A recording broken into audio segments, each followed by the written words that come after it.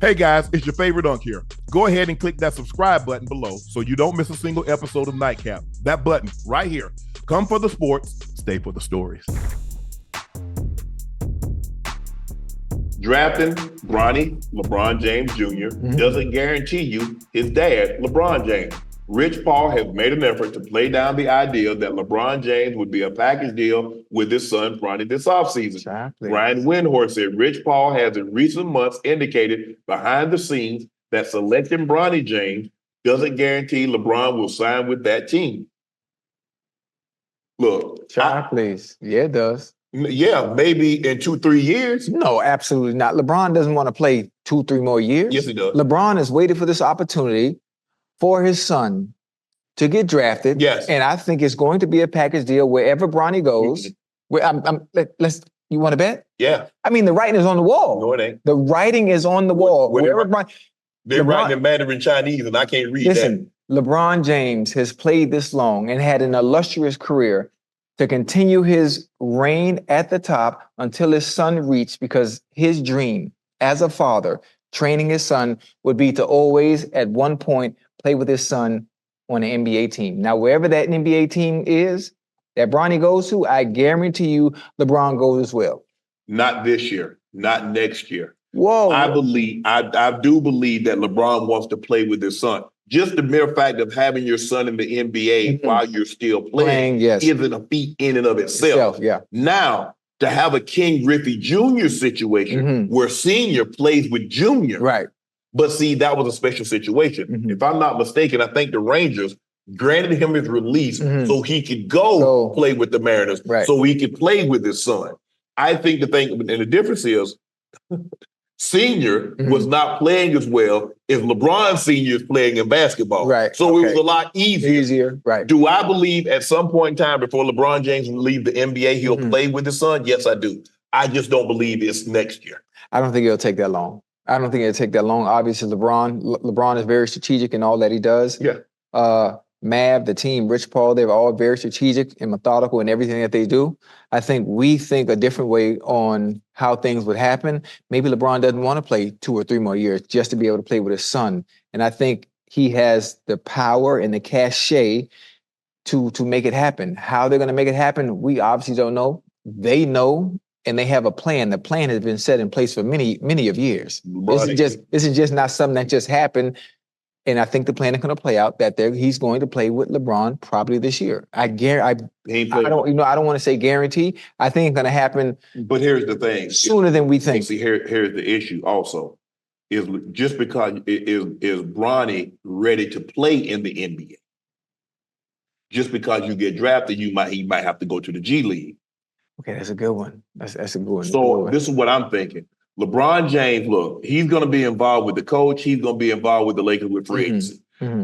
I don't believe LeBron would be in a situation where he's like, okay, I like this guy, like said guy. Right. And free agency, I want this guy with this guy. And then all of a sudden he goes sign and go play with the son. I don't believe that's going to happen this year. Right. Do I believe before LeBron James leaves the NBA that he plays with his son? Right. Absolutely, because the likelihood of that happening again isn't very good. No. Unless somebody had a child while they were in high school, because the likelihood of somebody playing this long again, though, Ocho, because think about it, there are a lot of guys that have kids. Right. And they might have a kid that's 5 or 6 years old. But what's the likelihood of them playing another 15 years, another 16 years, till the kid is old enough to reach this level? Right. It just so happens to be that LeBron was extremely blessed that he was able to play. And I think he had Bronny in 2004, 2005, which allowed him. Right.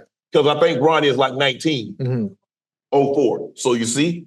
So that allowed him. Now, LeBron came in the league in 2003. Right. So he has a kid 1 year into his career, and now here we are 2 decades later. That's crazy. Yeah. That's so crazy. The likelihood of that happening is probably you won't see it again. You don't see it very often. That's why I don't think it would take that long. I mean, I understand what you're saying.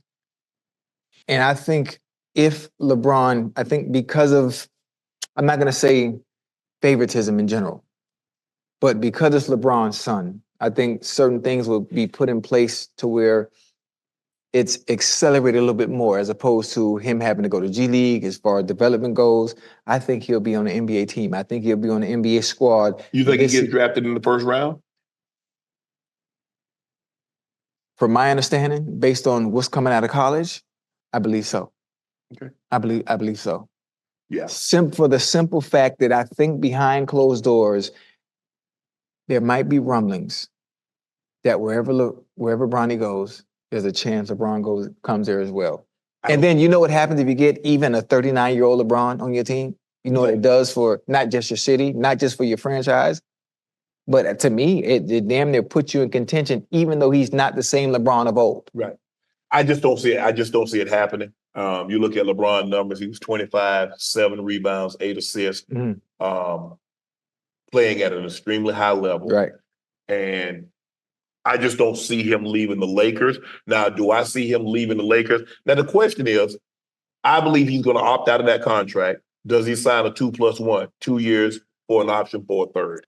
Now that makes it a lot easier for him to determine, because I can opt out of the contract and I can go via free agency, and I don't mess up your cap situation signing me because my son is on your roster. So I believe that's more likely to happen, 2 years plus an option.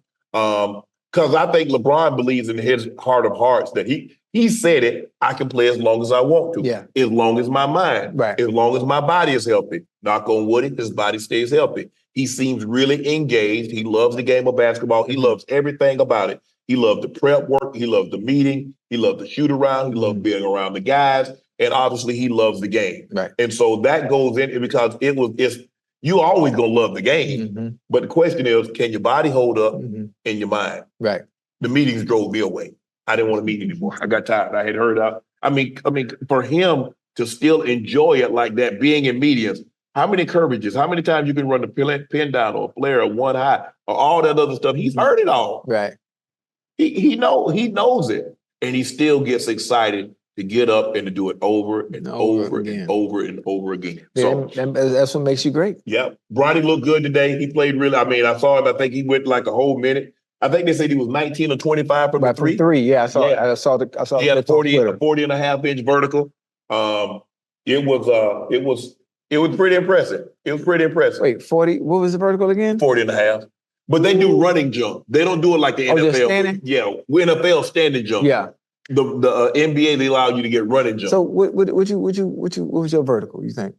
You remember? The highest I've ever done was like 38 and a half. Okay. I mean, I think if I'm not mistaken, if I remember correctly, because my vertical jump is being one of my best assets that I had due to my DNA, I think it might have been a 46, 45, something like that. I mean, you did that at the combine? Huh? You did it at the combine? No, I did that at USC Pro Day. Yeah, I did. Yeah, 40. Yeah, I think it might have been 46. I think Gerald Sensabaugh has the highest in combine history. He had 46, Gerald Sensabaugh. Yeah, that's what they compared me to, too. Yeah, I was curious. I didn't know who he was. But I'm comparing you to Pinocchio. But I think Gerald Sensabaugh and I think Boss Bailey. I think Boss Bailey had 45. Oh, 45. From Georgia. Yeah. Oh yeah, I remember Boss Bailey. Yeah. Those are the highs that I can remember being on recorded. But like I said, the NFL, 2 feet planted, jump up. NBA, they allow you a running start to jump because you're going to be doing a lot of that in the NBA. You get a lot of doing running, jumping. So, okay, to each his own. LeBron was seen courtside with his lovely wife, Savannah, at the Celtics-Cavs game where he was given a standing ovation by the hometown crowd. Do you think LeBron would go back to Cleveland? If you wanted to write a story, and finish it the right way, you wanted to write a story and finish it the right way, as LeBron James, you get drafted, you're from Ohio, you get drafted to Cleveland, you leave Cleveland, you go to Miami, you go back to Cleveland, you go from Cleveland to LA, and you want to finish your story the right way, and close that book and just be complete. Well, the one way to ensure that is to draft Bronny. Bingo. There you go. And there goes your happy ending. And I think it would be dope. Hell, who's to say Bronny doesn't go to LA? Well, I don't think they'll take a do they have a first round pick? I don't know if they take him in the first round. Most reports are saying second round pick. But like you said, there's not a whole lot of not a whole lot of meat at the top of the draft. So it's not like, oh man, I gotta have this guy. Oh, I gotta have that guy. So no consensus at all in this draft. No. That's why I say the chances of him maybe going to LA, maybe going to Cleveland, but for some reason I know Rich Paul, I know LeBron. Everything is already set in stone. It's set in stone, and there's a chance if he doesn't go to LA, wherever Bronny goes, I'm telling you, LeBron might be there this year. I was very happy to see the ovation that he got. I'm glad they let bygones be bygones. LeBron, back then? Yeah. Oh, yeah. LeBron came back. He brought him a championship. Went to the NBA Finals all 4 years he was back there. I think the thing is, and for me, he fulfilled his obligation. He never asked to be traded. He stayed there for 7 years. He went to Miami for 4 years, came back for 4 years, and now he's been in LA.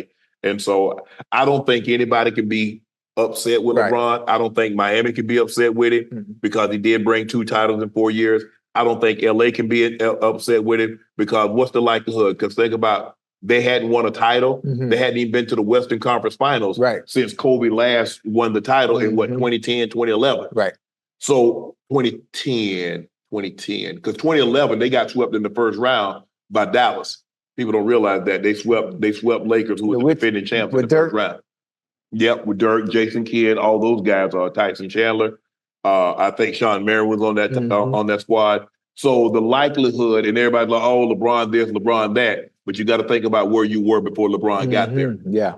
You weren't making the playoffs. You weren't even close to making the playoffs. They forget. There's a reason why you kept getting D'Angelo Russell with the second pick of the draft. There's a reason why you got Lonzo Ball with the second pick of the draft. There's a reason why you got Julius Randle with a top 10 pick. Y'all need to realize, Laker Nation, what you were before LeBron. You didn't have this kind of hope. I understand that, you're used to championships, but at the end of the day, there was no sun on the horizon before LeBron came there. Do they give LeBron credit?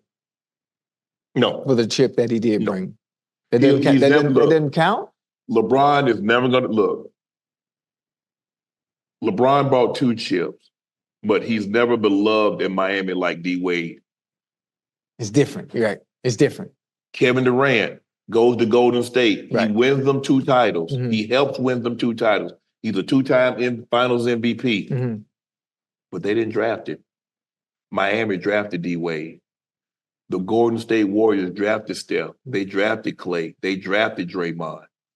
So there's an affinity for guys that we drafted. That we watched them. You see Magic came there. Magic came right out of college as a 20-year-old, won him a title his rookie season. Kobe came to LA as a 17-year-old kid. They watch him get married, they watch him have kids, they watch him turn into a man, and watch him turn into one of the top players in NBA history. They feel a certain kind of love and an affinity for Kobe because he's ours. That's why guys that come, Magic, people, if you go ask them, people will always say Magic and Kobe are the 2 best Lakers because those are the guys, not even Jerry West, Elgin Baylor, but I'm saying Kobe and Magic, 1-2 is Lakers because Shaq came from Orlando, Kareem came from Milwaukee. So they don't consider him as one of their own. They do because Kareem, people don't realize Kareem played in LA longer than he played. I think he played 7 years in Milwaukee. I think 76, if I'm not mistaken, was his first year in LA.